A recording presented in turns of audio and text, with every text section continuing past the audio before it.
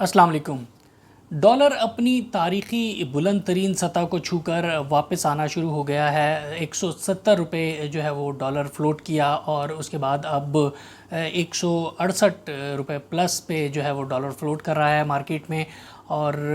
روپے کی قدر جو ہے وہ دن بدن کم ہو چکی ہے۔ ڈالر بہت زیادہ بڑھ چکا ہے، جس کی وجہ سے مہنگائی کا ایک بھرپور طوفان جو ہے وہ آنے والا ہے، کیونکہ جب بھی مارکیٹ میں ڈالر بڑھتا ہے تو اس کے کچھ عرصے کے بعد اس کے اثرات جو ہے وہ آنا شروع ہوتے ہیں اور مہنگائی کا ایک طوفان آتا ہے۔ ابھی بھی ڈالر جو ہے وہ بہت مہنگا ہے، لیکن اس سے بھی زیادہ آئی ایم ایف نے پروجیکٹ کیا ہوا ہے ڈالر کو۔ 180 روپے کا ڈالر جو ہے وہ پاکستان کے لیے پروجیکٹ کیا تھا آئی ایم ایف کی ایک رپورٹ کے اندر۔ تو ابھی بھی جو ہے وہ ڈالر اپنی بلند ترین سطح پر نہیں ہے، کیونکہ اس نے اور مزید بڑھنا ہے اگر اس کو خاطر خواہ اس کو روکنے کے خاطر خواہ اقدامات نہ کیے گئے تو۔ ڈالر کے بڑھنے کی جو وجوہات ہیں اس میں ایک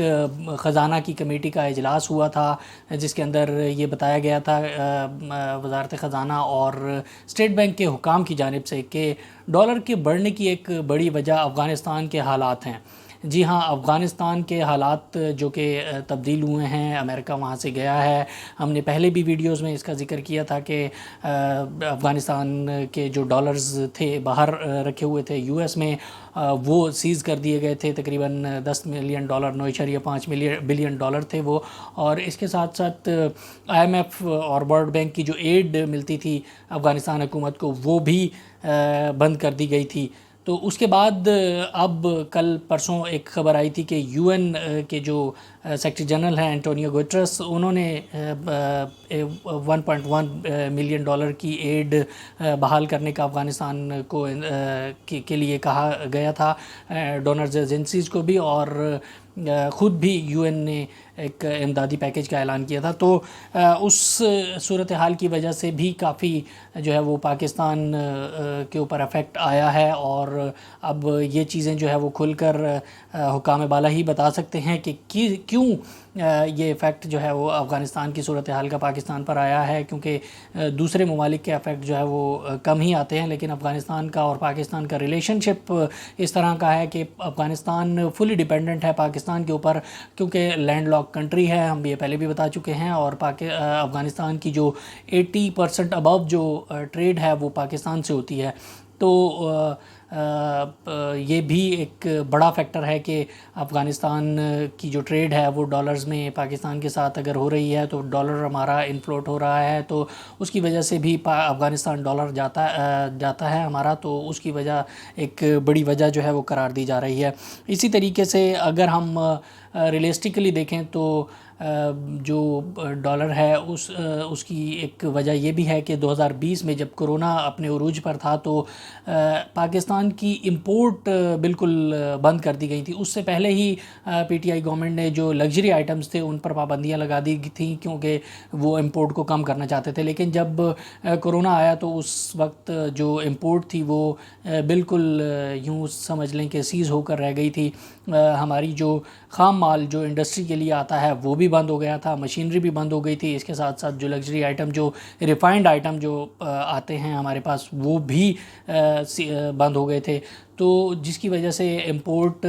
اب جب دوبارہ بحال ہوئی ہے، پچھلے سال کا جو بیک لاگ تھا وہ بھی بحال ہوا ہے، تو اس کی وجہ سے بہت بڑی تعداد میں امپورٹ اس سال ہوئی ہے۔ خام مال بھی اس کے اندر شامل ہے، مشینری بھی اس کے اندر شامل ہے، اس کے ساتھ ساتھ دیگر جو ریفائنڈ مال ہم منگواتے ہیں وہ بھی شامل ہے، اجناس بھی شامل ہیں۔ تو ایک بہت بڑی مقدار میں امپورٹ جو ہے وہ کی گئی ہے، جس کی وجہ سے ڈالر جو ہے وہ باہر گیا ہے بیرون ممالک بیلنس آف پیمنٹ کی مد میں۔ تو اس کی بھی ایک بڑی وجہ ہے، اور کیونکہ جب ڈالر باہر جاتا ہے تو ملک میں جب ڈالر کی کمی ہوتی ہے تو اس کی وجہ سے بھی ڈالر کی قدر میں اضافہ ہوتا ہے۔ اس کے ساتھ ساتھ جو ایکسپورٹس ہیں ہماری، اس کے اندر جو پورٹ اینڈ شپنگ کے چارجز ہیں وہ بھی بڑھائے گئے ہیں، اس کے ساتھ ساتھ جو انرجی ہے اس کے چارجز بھی انکریز کیے گئے ہیں۔ ایک طرف تو حکومت کا کہنا یہ ہے کہ ایکسپورٹ بڑھانے کے اقدامات کیے جا رہے ہیں، تو دوسری جانب یہ جو چارجز بڑھائے گئے ہیں اس سے ایکسپورٹ کی جو لاگت ہے اس میں بھی بہت زیادہ ایکسپورٹ مٹیریل کی جو پروڈکشن ہے اس کے اندر بہت زیادہ افیکٹ آیا ہے. تو ایکسپورٹ میں بھی اس میں یہ دیکھا جا رہا ہے کہ کافی حد تک اس کا عمل دخل بھی دیکھنے میں آ رہا ہے کہ ڈالر کی سطح پر پڑ رہا ہے. تو اگر دیکھا جائے تو خزانہ کمیٹی کو جو صورتحال بتائی گئی تھی وہ کافی حد تک جو ہے وہ اس پر اثر انداز ہے. اور خزانہ کمیٹی کو ایک جو بہت بڑی چیز بتائی گئی تھی وہ یہ تھی کہ اسٹیٹ بینک نے مارکیٹ میں انوالومنٹ شروع کر دی ہے. ڈالر کے قدر کو کم کرنے کے لیے مارکیٹ میں ڈالر پھینکا گیا ہے تاکہ جب جو ذخائر ہوتے ہیں اسٹیٹ بینک کے اس میں سے ڈالرز نکال کر جب مارکیٹ میں انفلوٹ کیے جاتے ہیں تو اس کا ایک اثر یہ ہوتا ہے کہ جب مارکیٹ میں ڈالر آتا ہے تو آٹومیٹکلی طلب اور رسد کا جو فیکٹر ہے معیشت جس کے اوپر کام کرتی ہے وہ اس کی وجہ سے پھر ڈالر کی قدر میں کمی ہو جاتی ہے اور جو لوکل کرنسی ہوتی ہے اس کی ویلیو میں جو ہے وہ اضافہ ہو جاتا ہے. تو اسٹیٹ بینک جو ہے وہ سامنے آیا ہے. لیکن جب ہم نے آئی ایم ایف کے ساتھ معاہدہ کیا جا رہا تھا اور رضا باکر کو گورنر اسٹیٹ بینک لگایا گیا تھا تو اس وقت یہ شرائط سامنے آئی تھی کہ اسٹیٹ بینک بالکل انڈیپینڈنٹ ہوگا, آٹونومس باڈی ہوگا, اس کے اندر حکومت جو ہے وہ انوالومنٹ نہیں کر سکے گی اور نہ ہی اسٹیٹ بینک مارکیٹ کو مینیپولیٹ کر سکے گا. مارکیٹ جو ہے وہ اپنے حساب سے چلنے دی جائے گی. لیکن میں نے آج وزیر خزانہ اسد عمر, جو سابق وزیر خزانہ ہیں اسد عمر, جو کہ آج کے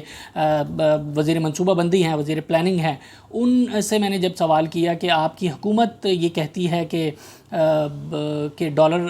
کو ڈالر پر اثر انداز نہیں ہونا چاہیے اسٹیٹ بینک کو, تو ان کا کیا کہنا تھا, ذرا آپ ویڈیو سنیں. کل خزانہ کمیٹی میں انکشاف ہوا ہے کہ ڈالر کی قیمت کو مستحکم رکھنے کے لیے اسٹیٹ بینک نے مداخلت کی ہے. سر یہی جب پچھلے دور میں ہوتا تھا تو آپ کہتے تھے کہ یہ ایلیگل ہے, اور پیٹرول کا سر آپ یہ متعلقہ لوگوں سے پوچھیں گے تو آپ کو صحیح جواب ملے گا. سر آپ وزیر خزانہ رہے ہیں, سر آپ کی پارٹی کا ایک موقف رہا ہے, سر آپ کی پارٹی کا ایک موقف رہا ہے کہ اسٹیٹ بینک کو انوالومنٹ نہیں کرنی چاہیے. میں آپ کو پہلی بات تو یہ درست نہیں ہے. جو معاہدہ سائن کیا گیا تھا آئی ایم ایف سے, اور آئی ایم ایف کا جب نیگوشیٹ جب میں کر رہا تھا اس میں جو آخری پوائنٹ تھا جس کے اوپر بات پھنسی ہوئی تھی, پھر واشنگٹن میں ڈیوڈ لپٹن جو ڈپٹی مینیجنگ ڈائریکٹر ہیں ان کے ساتھ جب معاہدہ ہوا تھا وہ ہاں ہی اسی ایکسچینج ریٹ مینجمنٹ کے اوپر. پہلے ان کا مطالبہ تھا فری فلوٹ ہونا چاہیے, یعنی سینٹرل بینک کوئی انٹرونشن کر ہی نہیں سکتی. ہمارے موقف یہ تھا کہ دنیا کی مارکیٹس میں بھی ہوتا ہے, اور خاص طور پہ پاکستان جیسی مارکیٹ جہاں پہ تھن ٹریڈنگ ہوتی ہے, ریزروز کے لیول زیادہ نہیں ہوتے, وہاں پہ مینیپولیشن بھی کرنسی کی ہو سکتی ہے. تو اگر فنڈامنٹلز کی بنیاد کے اوپر کرنسی کمزور ہو رہی ہو تو پھر تو سینٹرل بینک کو انٹروین نہیں کرنا چاہیے. لیکن اگر کوئی اسپیکولیشن نظر آ رہی ہے, اگر ایسی موومنٹ ہو رہی ہے جو بنیادوں کے اوپر نہیں ہے, فنڈامنٹلز پہ نہیں ہے, تو اسٹیٹ بینک کے پاس, سینٹرل بینک کے پاس یہ اختیار ہونا چاہیے کہ وہ انٹروین کر سکے. اور آئی ایم ایف اس بات کو مان گیا تھا اور یہی معاہدے کا حصہ ہے. اس کی تفصیل کیا انٹرونشن ہوئی یا نہیں ہوئی, اگر ہوئی تو اس کی ویلیو کتنی تھی اور وہ کس بنیاد پہ کی گئی, وہ میرے پاس انفارمیشن نہیں ہے. یہ انفارمیشن جو ہے آپ کو اسٹیٹ بینک سے ہی مل سکتی ہے, وہ آپ کو بتا سکتے. جی, تو آپ نے سنا وزیر پلاننگ اسد عمر صاحب کو, ان کا یہ کہنا تھا کہ ہماری آئی ایم ایف کے ساتھ جو نیگوسیشن ہو رہی تھی اس کے اندر یہ آخری نقطہ یہ تھا کہ ڈالر کو اثر انداز ہونے کے لیے اسٹیٹ بینک کوئی ایسا کام نہیں کرے گا جس کے اوپر ڈالر کی قدر میں کمی یا اضافہ ہو. تو لیکن اس کو آئی ایم ایف کو پاکستان کی جانب سے یہ بتایا گیا تھا کہ پاکستان کی جیسی جو مارکیٹیں ہوتی ہیں اس میں اسپن ٹریڈ اور دوسری جو مارکیٹ کے محرکات ہوتے ہیں وہ چلتے رہتے ہیں, جس کی وجہ سے اگر تو کسی فنڈامنٹل بنیادوں پر, فنڈامنٹل ایشوز کے اوپر ڈالر جو ہے وہ کمزور ہو رہا ہے تو اس کو مستحکم رکھنے کے لیے, اس کی قدر کو کم کرنے کے لیے اسٹیٹ بینک انوالومنٹ کر سکتا ہے. لیکن یہ جو فیکٹر ہے یہ منظر عام پر اس سے پہلے نہیں لایا گیا تھا. ہمیں یہ صرف بتایا گیا تھا کہ اسٹیٹ بینک جو ہے وہ کبھی بھی انوالو نہیں ہوگا. لیکن اور اس سے پہلے جب پچھلی حکومتوں میں اسٹیٹ بینک انوالو ہوتا تھا تو تحریک انصاف حکومت کا موقف یہ رہا ہے کہ اسٹیٹ بینک کی وجہ سے کی انوالومنٹ کی وجہ سے آرٹیفیشلی مینیجڈ کیا جاتا ہے. اسحاق ڈار جب وزیر خزانہ تھے تو ان کے اوپر یہ الزام لگتا ہے کہ ڈالر کی قدر کو مینیج کیا گیا تھا آرٹیفیشل ذرائع سے, جس کی وجہ سے معیشت کے اوپر بہت برے اثرات پڑے تھے، اور وہی اثرات جو ہے وہ پی ٹی آئی گورنمنٹ کو ورثے میں ملے اور ان کو یہ سنبھالنا پڑے۔ تو اب جب جو اسٹیٹ بینک ہے اب وہ انوالومنٹ کر رہا ہے ڈالر کی قدر کو مستحکم رکھنے کے لیے، اور آپ نے دیکھا کہ جیسے ہی یہ خبر آئی کہ مارکیٹ میں انفلوٹ کیے گئے ہیں ڈالر اسٹیٹ بینک کی جانب سے، تو ڈالر 170 سے نیچے کم آ کر 168 روپے سم تھنگ تک جو ہے وہ پہنچ چکا ہے، اور مزید بھی کمی جو ہے وہ اگر اس میں مداخلت رہی اسٹیٹ بینک کی تو شاید مزید بھی کم ہو جائے، لیکن آئی ایم ایف کی پروجیکشن ہے کہ 170 تک جو ہے وہ ڈالر کی قدر جائے گی۔ تو یہ جو ہے وہ وجوہات ہیں ڈالر کے بڑھنے کی، اور جو ماہرین ہیں، معیشت کے ماہرین ہیں، وہ یہ کہتے ہیں کہ جب بھی ڈالر بڑھتا ہے تو اس کے تقریباً 2 سے 3 مہینے کے بعد اس کے اثرات جو ہے وہ مارکیٹ میں آنا شروع ہوتے ہیں اور بڑی تعداد میں مہنگائی بڑھتی ہے۔ تو یہ جب تاریخی بلندی ہے ڈالر کی تو تاریخی ہی مہنگائی بھی ایکسپیکٹ کرنی چاہیے، اور لوگوں کو تیار رہنا چاہیے، کیونکہ پیٹرول کی قیمتیں بھی بہت تاریخی بلندی پر پہنچ چکی ہیں۔ ایک طرف پیٹرول کی قیمتیں جو ہے وہ اثر انداز ہوتی ہیں مہنگائی پہ، تو دوسری طرف ڈالر اثر انداز ہوتا ہے، تو دونوں فیکٹر جو ہے وہ اپنی بلندی پر ہیں۔ تو یقیناً مہنگائی جو ہے وہ 2 سے 3 ماہ میں بہت زیادہ دیکھنے میں ملے گی۔ تو امید یہ کرتے ہیں کہ یہ حکومت کچھ ایسے ٹھوس اقدامات کرے گی کہ جس کی وجہ سے ڈالر کی قدر بھی کم ہو سکے اور مہنگائی بھی روکی جا سکے۔ انشاءاللہ آپ کو وقتاً فوقتاً دیگر چیزوں پہ بھی اپڈیٹ دیتے رہیں گے۔ اگر ویڈیو پسند آئی ہو تو چینل کو سبسکرائب اور ویڈیو کو لائک ضرور کیجیے گا۔ تب تک کے لیے اللہ حافظ۔